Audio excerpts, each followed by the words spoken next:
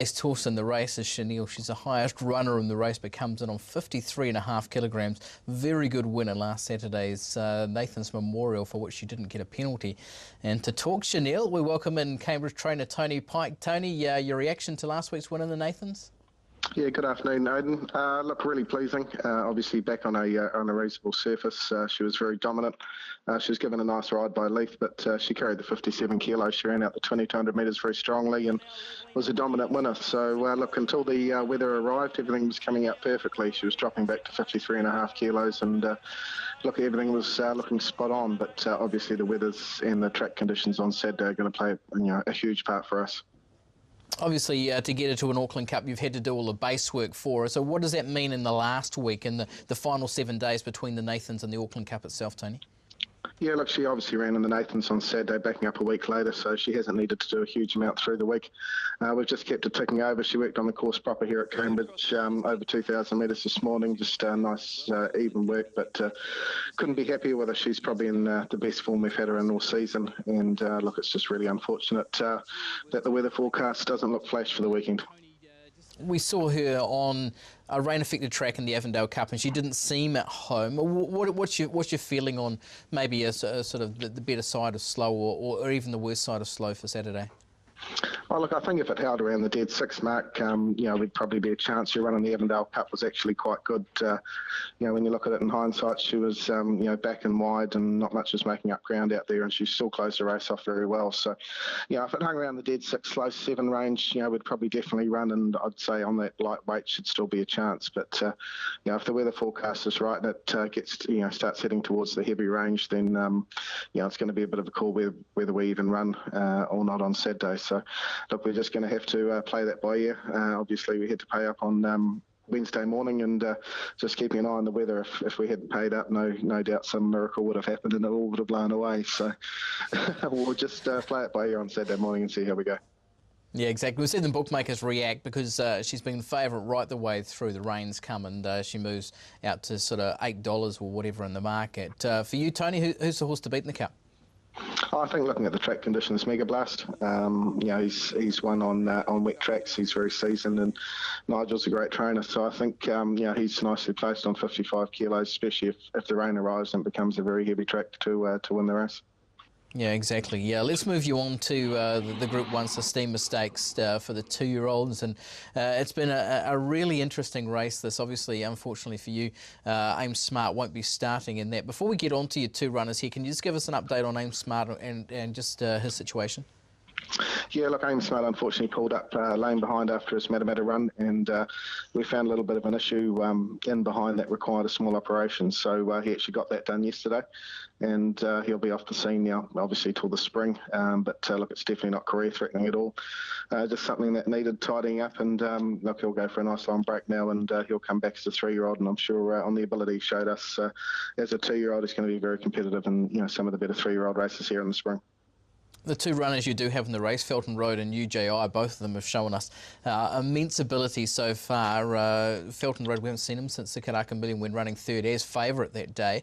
How's he done in the interim?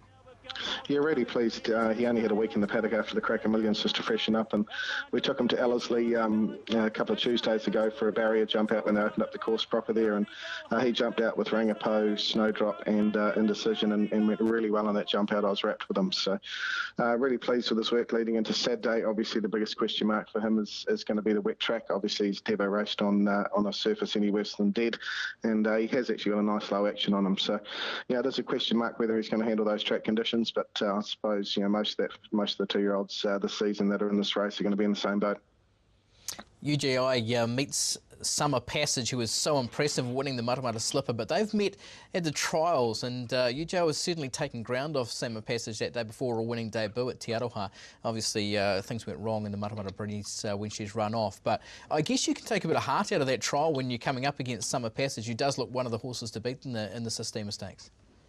Yeah, look, obviously the Matamata Breeders, was going to be a nice race for her, but she hadn't trialled or raced left-handed, although she'd done some work left-handed. She just popped out 3 deep there, coming to the corner, still travelling well, and unfortunately just went straight ahead. So, look, she's going to be a lot better going right-handed. Her work through the week's been good. As you say, her barrier trial against Summer Passage was very pleasing at Tiara, and she was very dominant first up. Obviously, it's a Group 1 2-year-old race. It's definitely not going to be easy to win, but, she is one that I think will handle the track. She's worked in soft track conditions and seems to appreciate the cut out of the ground. So, look, if it gets testing, then I think she's, that's going to probably be more of an advantage to her than some of the others. How do you see your pair measuring up with the best horses in the race? Look, as you say, there's a lot of different form lines coming into this race. You've got the Kraken Millions runners, coming up against some of the 2-year-olds that weren't in those races heading into the Kraken Millions. So it'll be very interesting. I think Felton Road on top of the ground, I would have given him a good each way chance. I think he's improved with a short break and just seems to be improving with racing.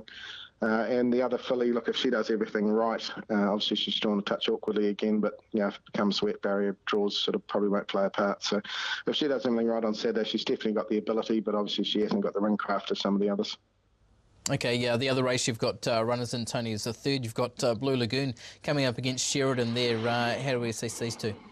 Look, Blue Lagoon, she's very progressive staying there. She was very unlucky last start at Matamata. She just got sort of caught behind runners on a slow speed and never really got out late until very late in the race. She's won a maiden on slow track conditions. I think she'll get through it well enough, and I think she's a talented mare. She's going to be a good chance in that race. Look, Sheridan, I think with his actions, probably going to be unlikely to handle the track, so we may keep him for Wellington next week. Okay, Tony, we saw the Derby last week and we saw Sacred Elixir really firing the line strongly late. Has he come through there, and have you made plans going ahead? Yeah, look, he's bounced through the race really well. Obviously, we had a few question marks going into the race, whether he'd come out quite as well as he had, obviously, in Brisbane or Melbourne. Couldn't fold him after the race. He got a long way back on what ended up a slow speed after 2 of the sort of on-speed runners did things wrong coming out of the barriers. But his sectionals, if you look at them, were very, very good. He had the fastest 600 and 400 metres of the race. So, look, he's obviously on the way back up. And look, at this stage, if he pleases us in the next couple of weeks, then it's likely he'll go straight to the ATC Derby.